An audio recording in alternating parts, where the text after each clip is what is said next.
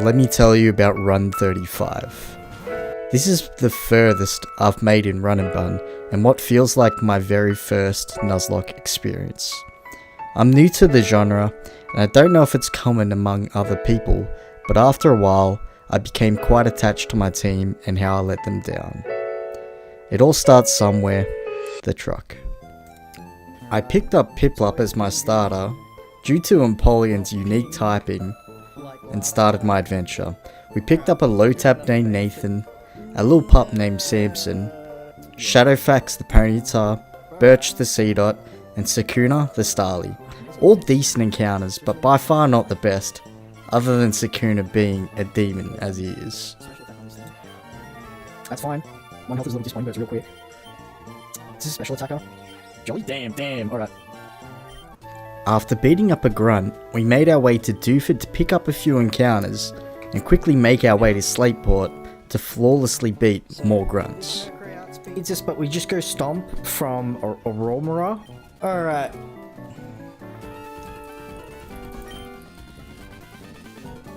Fully deathless. Now, onto our first gym, Broly. After beating through his lackeys, we agreed with a team of 6 well-crafted Pokemon to send you back to your truck if you're not prepared. Alright, Primplup lead. We just go Pluck Aquajet. Broly leads with a Cubfu, who we can relatively easily deal with by just hitting it with 2 Plucks and an Aquajet to outspeed and kill. Boosted Retaliate. From there, this demon of a Lopunny comes out, where it has an eject button, so we can just Aquajet it away to bring out Combuskin in the back. 36's highest roll on Thunder Punch, so it can work. Combuskin has a moveset of Thunder Punch and Work Up, and luckily we got the Combuskin to go Work Up over Thunder Punch, although we can just easily kill with Bubble Beam into Aquajet anyways. Lopunny comes back out, where we can switch to Shuffle to take the boosted Retaliate and deal with a few hits from Drain Punch, but unfortunately we didn't hit the range, so we had to switch back to Pingu to hit an Aquajet for kill.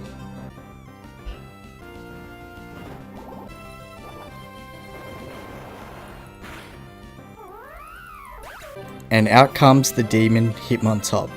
This Hitmontop has a crazy moveset of Fake Out, Pursuit, Rock Slide, and Muck Punch, and to top it off, it also has protective pads, so getting like a static proc or a flame body proc is impossible.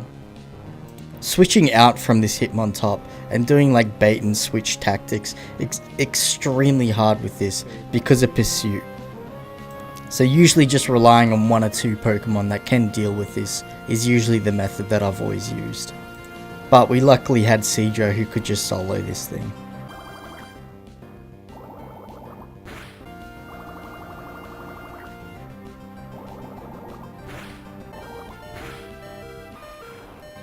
Random move from Scraggy. Out comes Poliwhirl, which we can easily just switch to Lamprey and just kill with a Spark. Beautiful.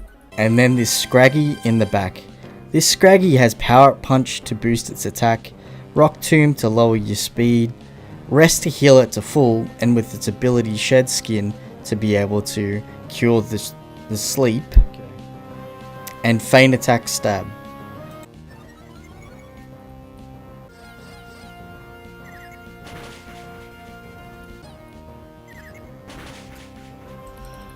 Easy! That's what I'm talking about! After beating Broly, we're opened up to one more encounter, and unluckily, we did pull the Carnivine, which I reluctantly called Run36.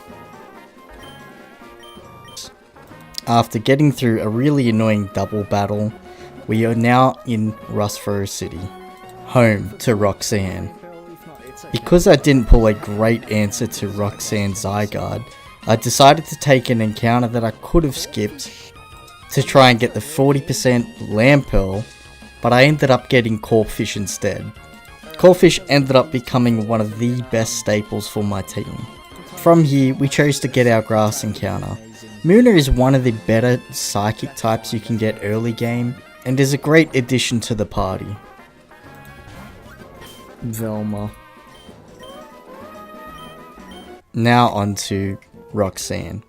Roxanne has a very fair team that leads with a Bishop, has a Zygarde 10%, an Aurorus, a Caracosta, a Lunatone if left unchecked can sweep your whole team, and a Solrock in the back.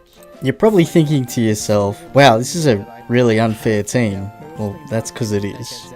3 fully evolved Pokemon and a legendary like Zygarde is where 95% of runs end.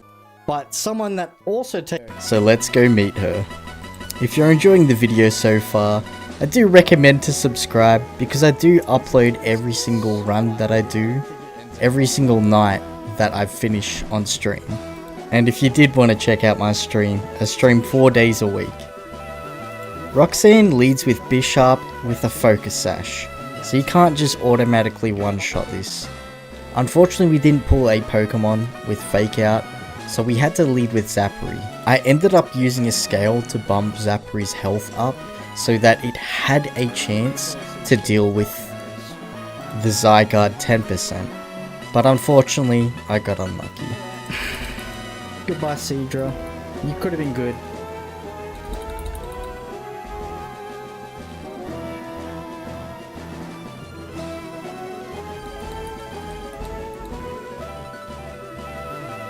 Goodbye, Seadra, and you will be forgotten.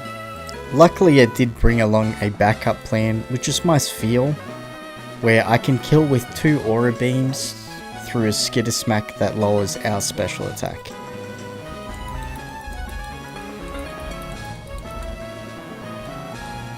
Out comes Aurorus. Aurorus can be pretty easy to deal with, but because we didn't pull a quick fighting type, we end up switching to Stuffle, who can kill with Submission, even accounting for Submission recoil. Yeah, okay. Lunatone then comes out, which we get a free switch in on Crawdont, which we used a rare candy to evolve, and then killing with a simple knockoff.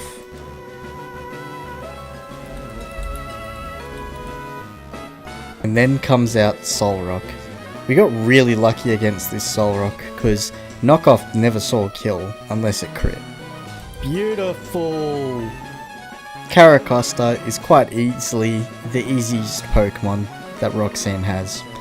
Just switch to a grass Pokemon and just dodge one Ancient Power to kill. Having to waste And the that's one scale the there, second but badge, Roxanne. Doesn't matter. After dealing with Roxanne, you meet with possibly the most boring split of the game. They're just all under-leveled trainers, and getting through it's just really annoying. But it gives you a few encounters right after you beat these. I ended up catching a Gligar with the most insane IVs I've seen in a while, and then picking up a very much needed extra ground type Nidorina that we are going to need for Watson. But before we get to Watson, we have to deal with Shell. Shell is not fair. Shell is not fair in the slightest. That Slowbro has killed so many of my Pokemon. And I'm going off a little script here, but damn, I hate this thing so much.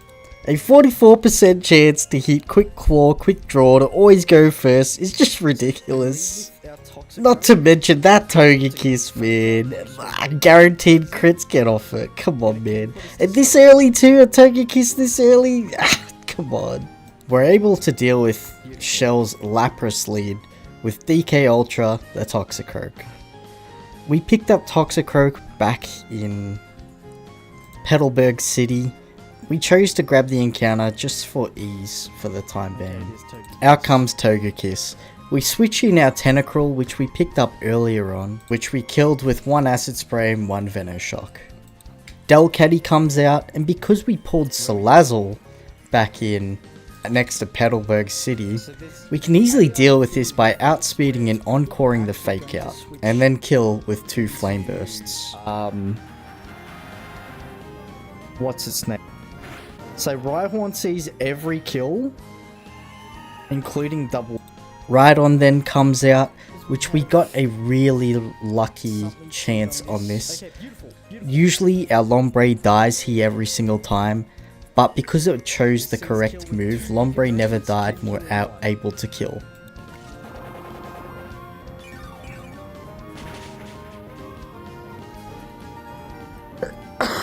Attaboy.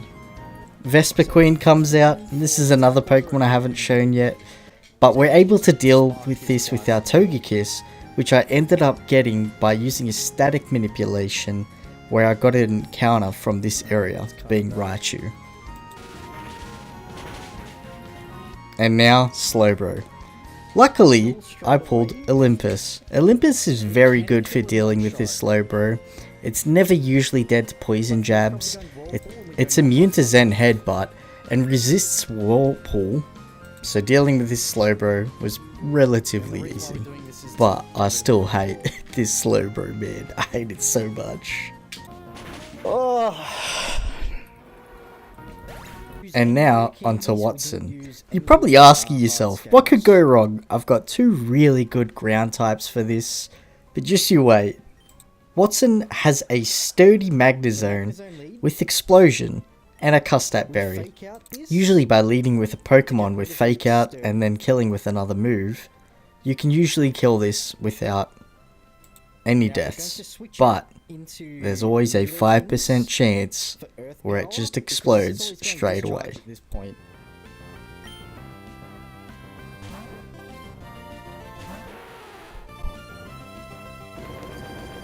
What?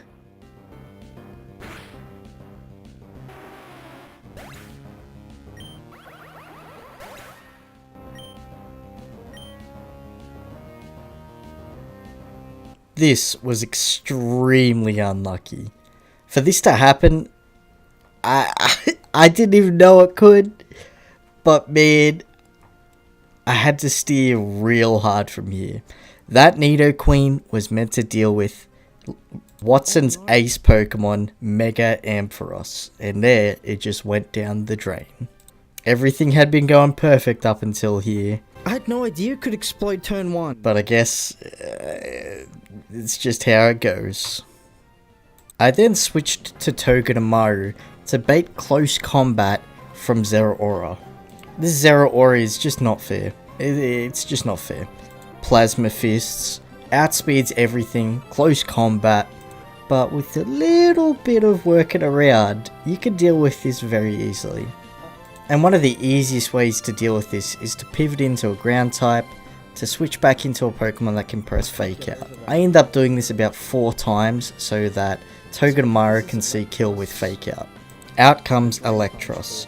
From here, Electros is either hitting Coil or Drain Punch, which we can then Encore so that we can get it stuck into Coil and kill with Salazzle. I had no idea that it could boom straight away. This is Scald from Lantern. Out comes Lantern, and we can just easily kill with our Ludicolo at this point with 2 Giga Drains. Might have been 3, I forget.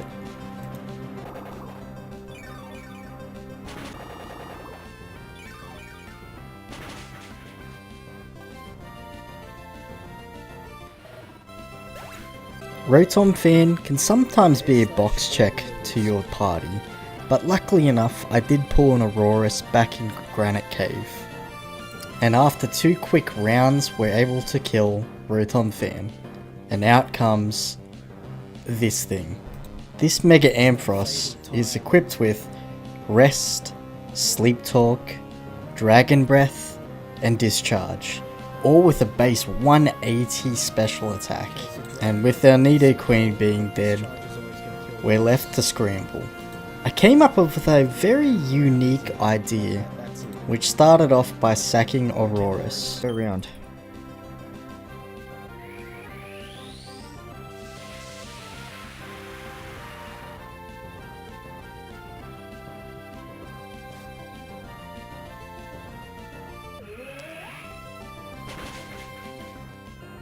That's really good damage, but Goodbye, Auroras.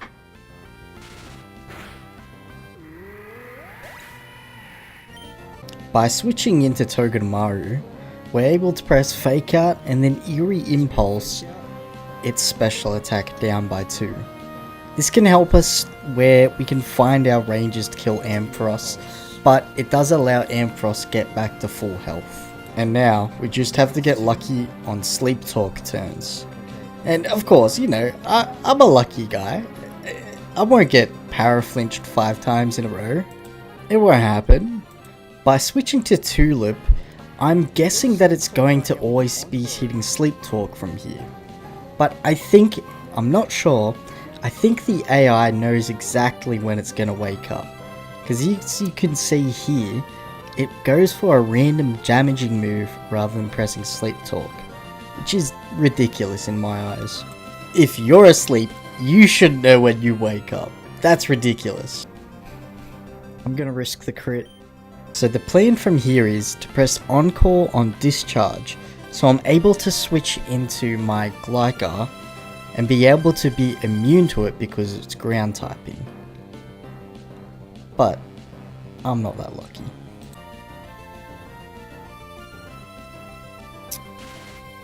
Come on.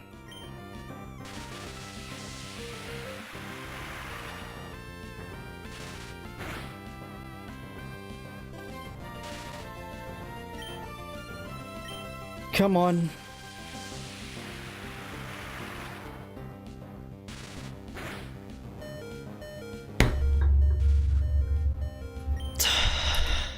From here, I'm forced to pivot into my Gliscor. It's my best chance at this point. I'm paralyzed, and I'm dead to one more move.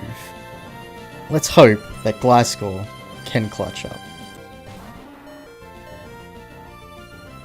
Okay.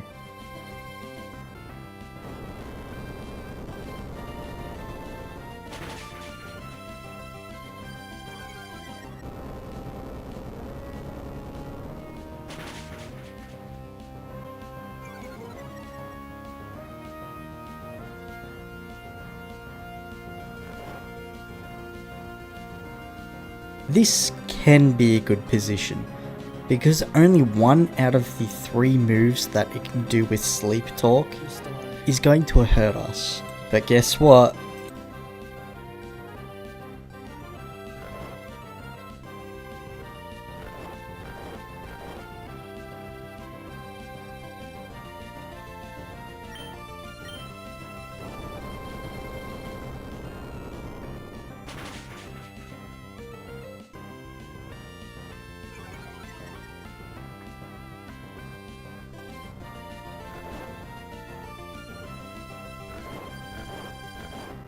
Dragon Breath crit's the only thing that kills us.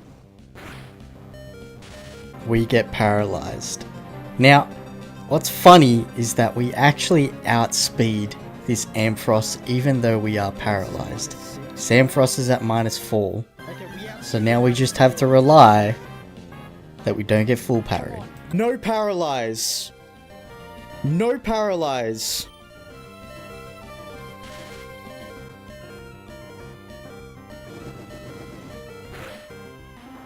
And there's that whack AI again. Deza, if you are listening, that's ridiculous. It's asleep. It should be pressing Sleep Talk. It doesn't know when it wakes up. If I'm asleep, I don't know when I'm waking up. That's ridiculous. I want my Pokemon back. From here, we get a free switch in onto Togedemaru, and we're finally able to get out of Watson. This really set me back. From where I was up to, I could feel the ramifications because of Watson. I felt throughout my entire run, losing an Aurorus, losing my Gligar, and losing my Nidoqueen, all because of a 5% and then a bunch of random AI hurt. And I would say is 100% the reason why I lost this run. But the story is not over yet. From here, it opens up Norman. Norman's relatively hard. But wait. we're forgetting about someone. Cycling Road Rival. May leads with an Indeedee that sets up psychic terrain. So no fake out, no aquajet. If you're slower, you're slower. That's the game. We're able to lead with Birch. This is a really good Pokemon. I think it is. It fills some niches, and I think more people should try out this Pokemon. It's psychic immune. It's pretty fast. It's also an explosion mon at the end of the day as well. But I was able to use this to deal with the Indeedee. Out comes Houndoom, my personal arch nemesis. This has ruined 2 of my runs so far, because it's able, every single time, I switch out my Polion, it gets burnt. This time, we're going to go to Olympus. Olympus is able to bait solar beams, so that means we can wait out the turns of the light screen and the reflect.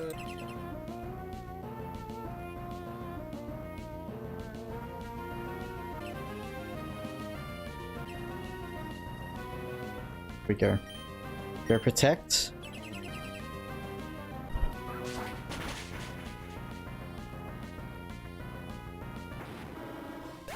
Out comes Maze Ace Sceptile. I know the Turtwig runners likes to complain about Blaziken, but this thing is ridiculous. Boosted acrobatics, white herb, leaf storm. It has the lot. It has everything. It covers every single thing. And then on top of that, Unburden, it doesn't have speed boost. It just already is fast. By switching into Shiftry and then into Sakuna, we're able to see if we can bait it to go Leaf Storm first, so that we can use the white herb on the -1 on Intimidate. But we got unlucky, but that's okay. From here, a dual wing beat can kill it. I'm not saying it's hard, I'm just saying it's ridiculous. I understand it's quick, but this thing is insane. And out comes Hawlucha. I did not prep this fight with crits. This is one of those fights where it's almost impossible to calc with crits. And unluckily, I got unlucky.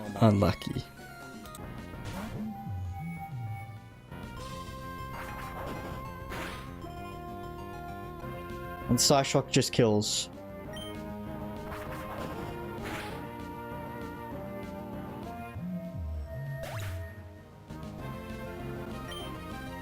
From here, I have to steer really hard, and I decide to go to my Beware to see if I can just kill with 2 Thrashers. We got lucky on that part, but what came up next?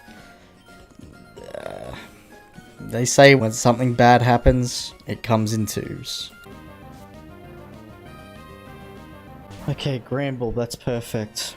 By switching into Tulip, we're able to encore the oncoming Play Rough, which means that we can just see kill after a few poison attacks. Alright, this is always liquidation. Beware was meant to just solo this thing all by itself, but we got defense dropped. Come on.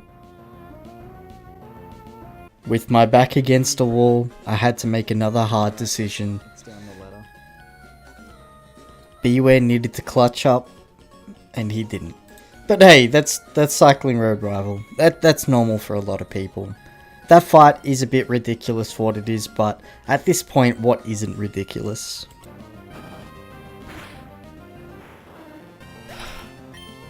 Was 2 good Pokemon there. After beating up the rest of Cycling Road, we're able to pick up a Magneton with our static encountered Raichu. Magneton's not the Pokemon we want stability, and we did luck out on getting Magnet Ball. This allows us to get a 50-50 chance on Excadrill once we beat Norman. After correctly pathing through Norman's gym, we're finally able to face our dad. With only a few losses, our box is still looking relatively good. And we do have a very good box on beating Norman. But when it comes to Run&Bun, it's not if you can beat them, it's if you can beat them deathless and then be able to use your Pokemon down the track. That's not one of these tales. By this point, we've beaten about 80 trainers and probably have about close to maybe 45 hours in this. This is a run, and this is the run. I need this and I want this. This fight is ridiculous beyond belief. And that's why we're gonna do it deathless today.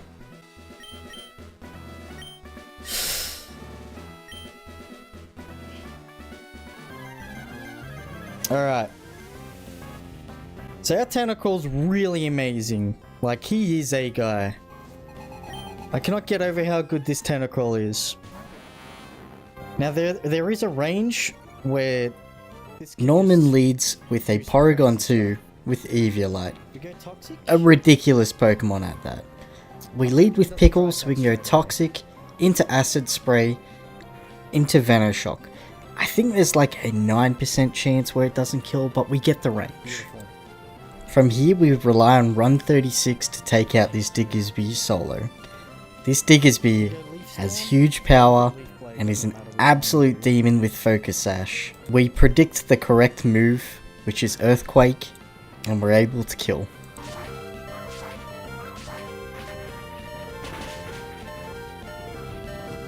So this is Focus Sash. Now this is either Foul Play, Body Slam, or Quick Attack. We go into Pingu. Foul Play is the worst. Foul Play is the worst there.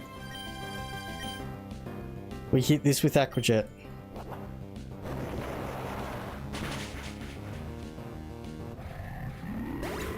Because Diggersby hit Foul Play on our Empoleon, it meant that we took too much damage to deal with the Azumarill, leading us to make another harsh decision to sack Run 36. I originally thought that I might have screwed up the calc, but apparently I didn't. The thing is, this always was going to happen.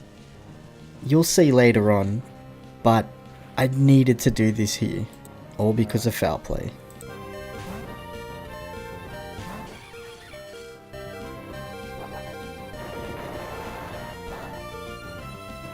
Goodbye, sweet prince, and hey, for the people out there that hate Carnivine, it's not that bad actually. It's pretty good. Levitate on a grass type, it's actually not that bad. We switched to Togedemaru to see if he can get the range with Fake Out, and out of nowhere, this Azumarill survives the Fake Out, and we get so much damage on our Togedemaru where it makes problems down the track. By pivoting between Close Combat and Relic Song, we're able to bring this Meloetta's stats down through Intimidates and Close Combats, where we can finally see kill with our Staraptor. Alright, so from this range, it is Chinchino for either Rock Blast or Triple Axle. Next up is this King's Rock Skill Link Chinchino. But we have a Togedemaru. It should be relatively easy, right? Well, it is. There's one issue. Mega Pidgeot in the back. We were able to stay in for one attack, but this time round we weren't able to because we got Aqua Jetted from the Azumarill.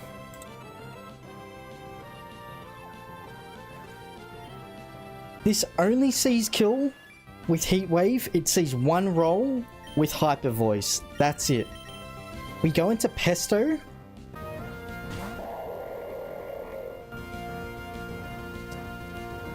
Who now unfortunately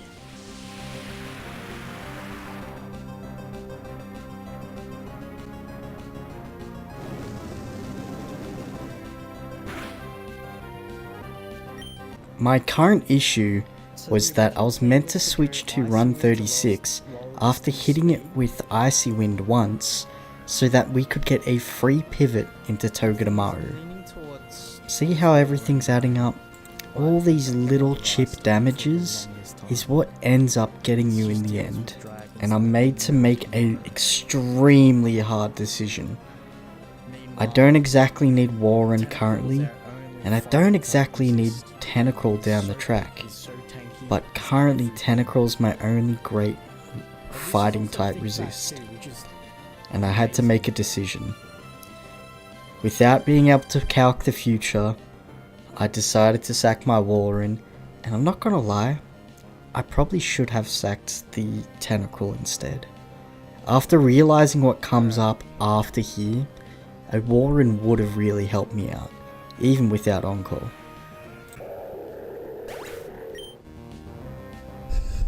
I made my decision. After switching to Togedemaru, we get the kill, but you can actually see how this run is affecting me. I'll let it play out. I love these Pokemon, and it's weird. I genuinely felt attached to these guys. It's weird, but I've spent so much time with these. All I do at work is think about these guys, and it's just hard, extremely hard. I think I was at 1.5 months in at this point, and this is all I can think about. But man,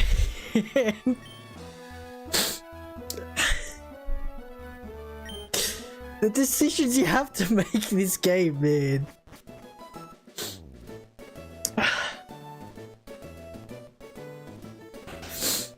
It just sucks sometimes.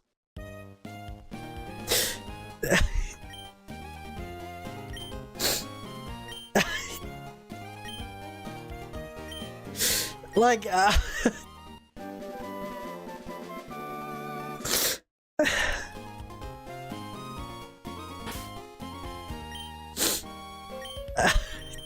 don't know, man. I know it's just a fucking Walrein, but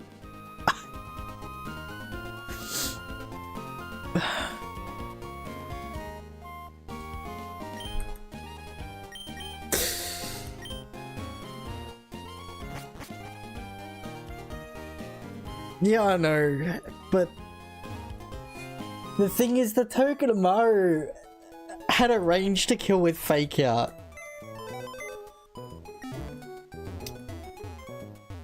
And then we wouldn't have lost the Walrein.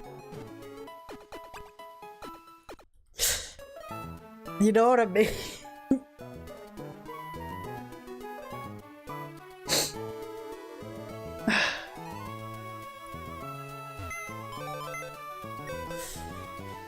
Oh man, this game sucks.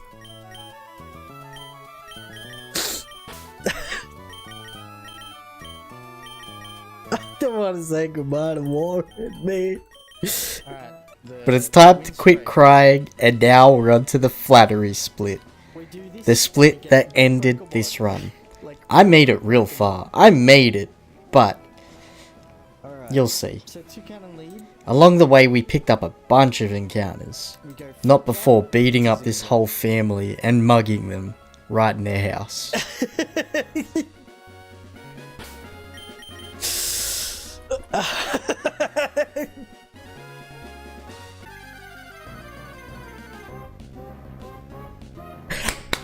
Yeah!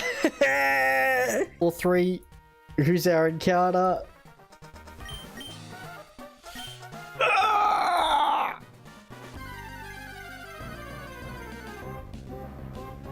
Okay. Alright.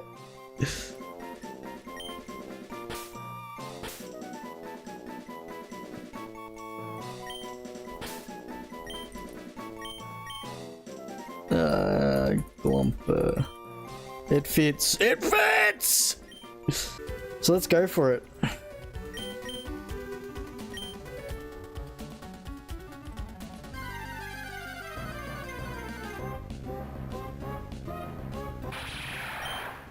Doesn't this have Memento as well? The game from here is really starting to ramp up. Each fight is usually taking about an hour to calc for each. It's tormenting, but I love it. And unfortunately, we made a few mistakes along the way.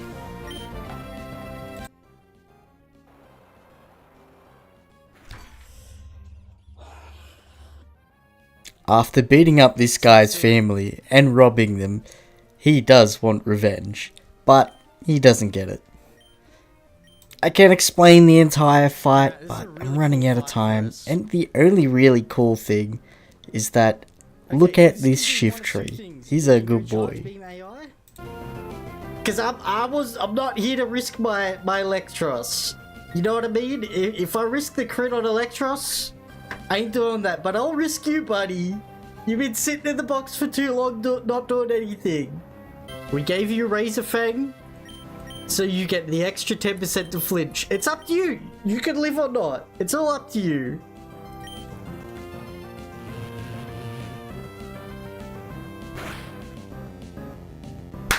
That's my boy! That's my boy! We are then given a few encounters, have to deal with the 7 trainer gauntlet where you can't go back and heal, which we had no issues with. Got some more encounters and made our way up to Mount Chimney.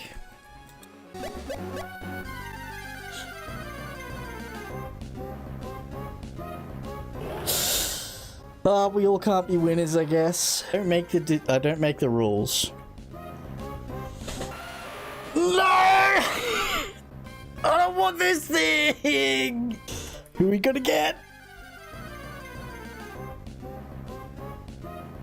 Camera up this fine. We are now at Mount Chimney.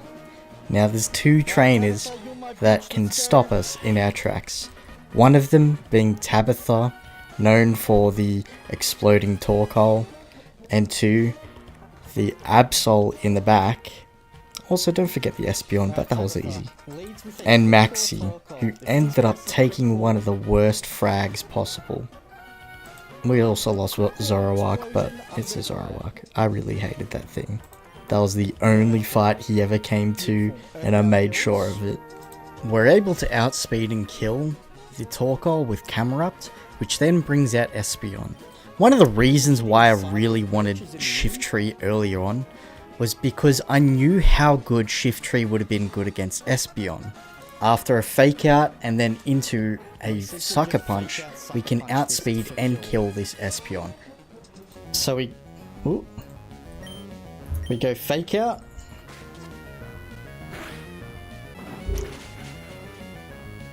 This baits out Victory Bell for either Gunk Shot or Weather Ball. Victory Bell then comes out.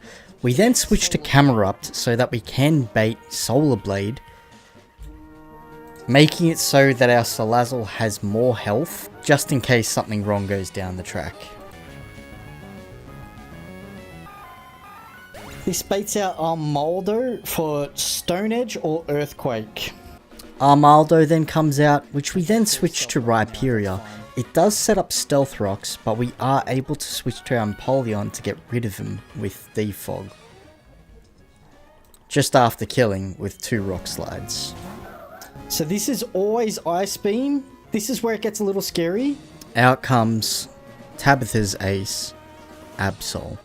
This Absol has its Mega Stone, which allows it to Mega Evolve, and with Stab Knockoff and a bunch of coverage moves, your back is basically against the wall when you verse this thing. We then switch into Pingu to get rid of the Stealth Rocks with Defog. The Stealth Rock damage that Rapidash would have taken would have put this into critical ranges, but we were still relying that Rapidash doesn't get crit.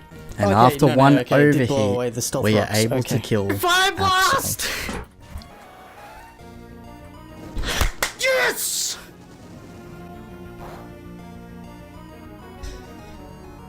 Okay, unless this crits, we are out. We go overheat. This can't crit. Yes! Yes!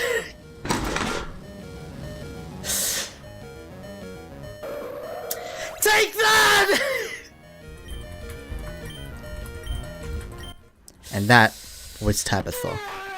I felt a bit cocky after this, knowing that a lot of people do complain about Tabitha, but not a lot of people complain about Maxi. Now, here comes what possibly might be the most soul-crushing part that has happened this run so far. Maxi leads with a Crustal with red card, which forces you to switch out after you deal damage to it. Crustal also is able to set up with Stealth Rock and Spikes. The AI really wants to set up Stealth Rocks and Spikes, so we are able to try and abuse it. But the AI also really wants to hit high critical effective moves, which is where I got extremely unlucky with, as Staraptor saw that it was only dead to a crit on Stone Edge, and after switching into our Empoleon can't get rid of both Spikes and Stealth Rock with Defog, forcing me to find a better position where I can get rid of Stealth Rocks. Out comes Komowo. I didn't really have any great answers to this without calcing with crits, so I kinda just relied on Granbull to underspeed and kill with a play rough. The Aerodactyl here. Then out comes Aerodactyl. We still really need to get rid of the Stealth Rocks with Empoleon, so that we can then kill Zarude with Staraptor after killing. But things go awry. This Aerodactyl has Pursuit, and as I was stating earlier, Hitmontop with Broly, it's extremely hard to use bait and switch tactics against this thing. And we got crit twice on this Empoleon.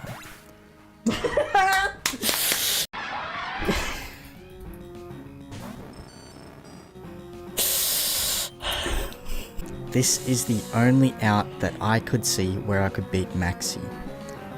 After switching in Magneton, we are able to kill the Aerodactyl.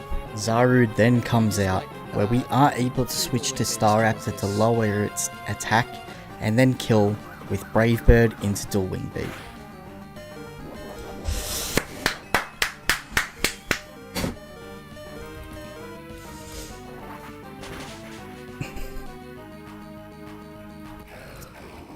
Sakuna for the revenge crits. The fight is basically over from here. We're able to switch to Pickle to outspeed and kill the Camerupt, holding a Shed Shell, so then it can switch to Tulip to use Toxic to Toxic Stall and kill Dodge the the Wobbuffet.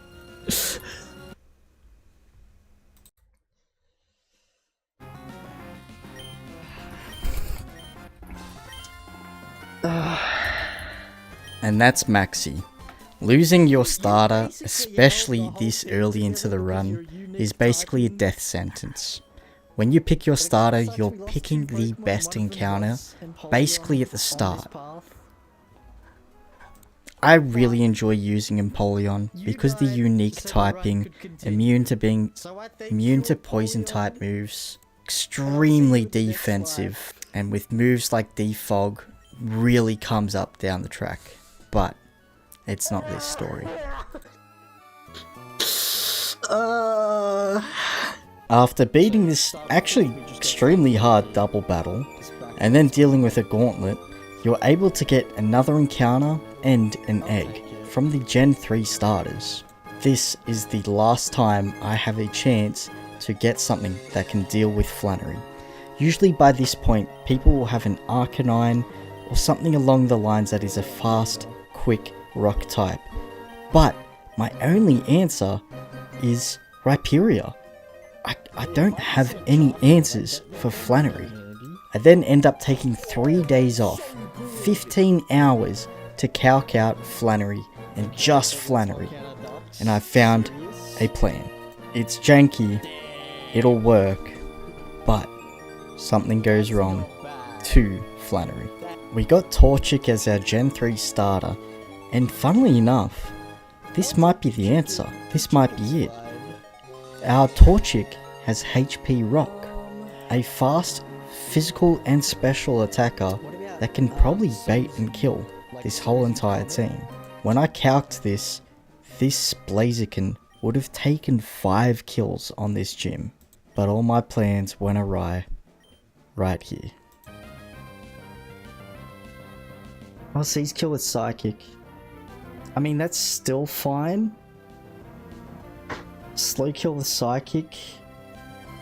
Okay, yeah. So we go to Birch.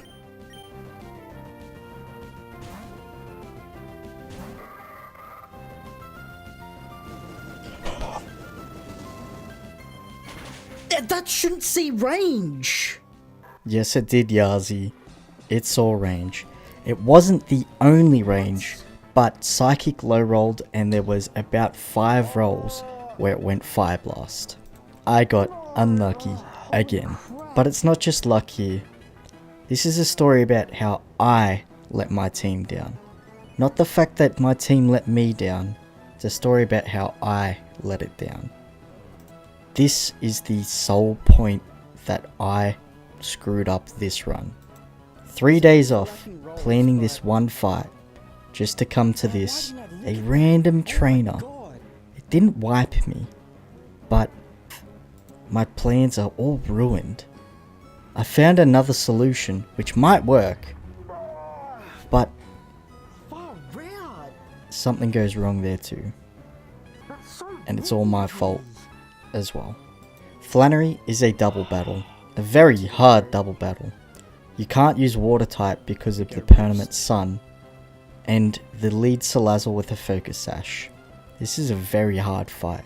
While planning this, I planned on sacking Shift Tree so that it can fake out the Charizard in the front, so that it never saw kill against my Rhyperior, and then it's able to die against the Salazzle with the Sludge Bomb. And now we're at the end of a line.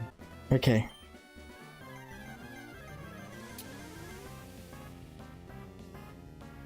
Alright.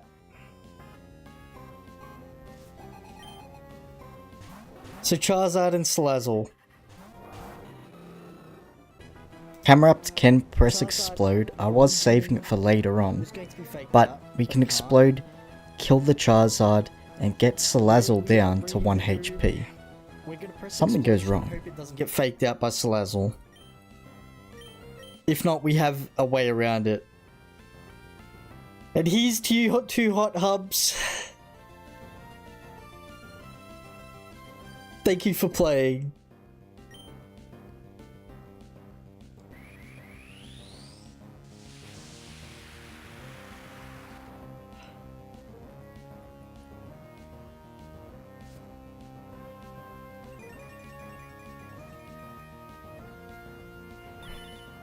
Alright, so now we just don't need fake out on...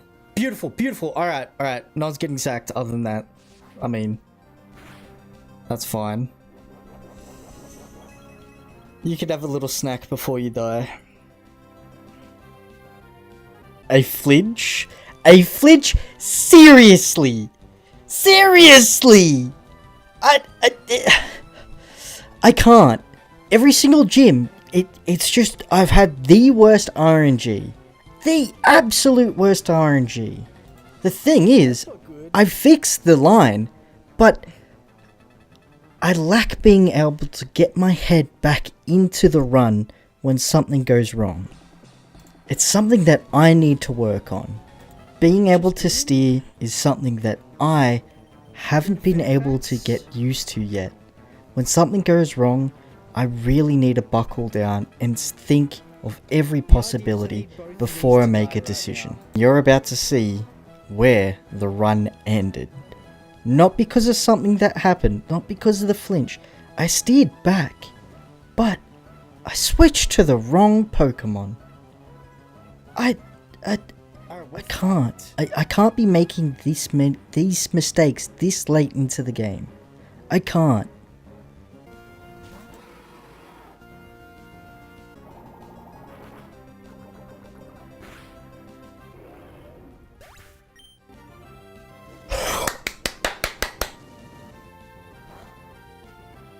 This might...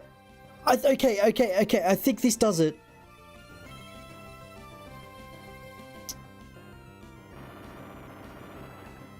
This genuinely fixes the line.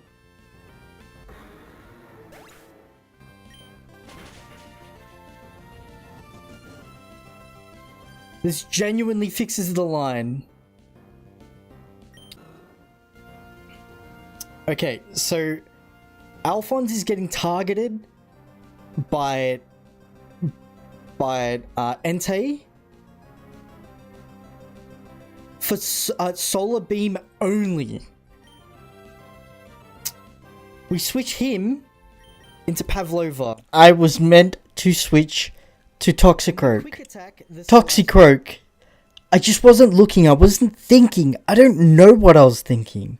Toxicroak can then fake out the Talonflame so that then my Blaziken can press HP Brock to kill the Talonflame and then die so that I can switch back into my Rhyperior to switch back into Pavlova. But I wasn't thinking. I can't believe I did it twice. Okay. So we go detect and hidden power rock this. I screwed up the line, like, I fixed the line and I've screwed up the line.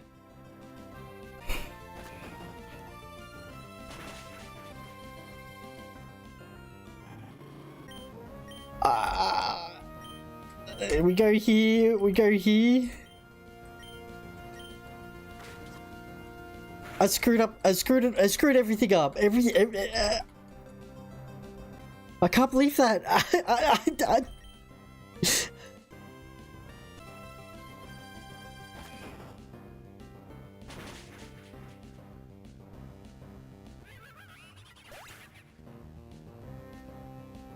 And now we're back at the start. You probably thought that it was something that happened that made it go wrong, but it was actually just me.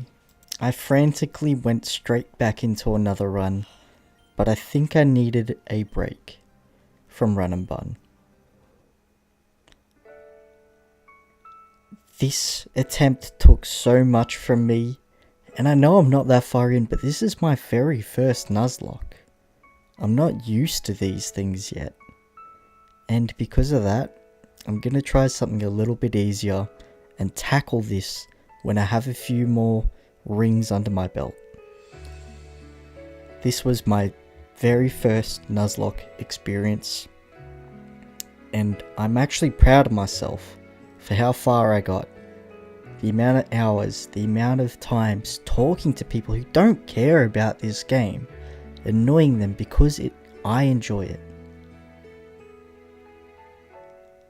I love this. It's what I want to do going forward. Anyways, I'll see yous in the next video.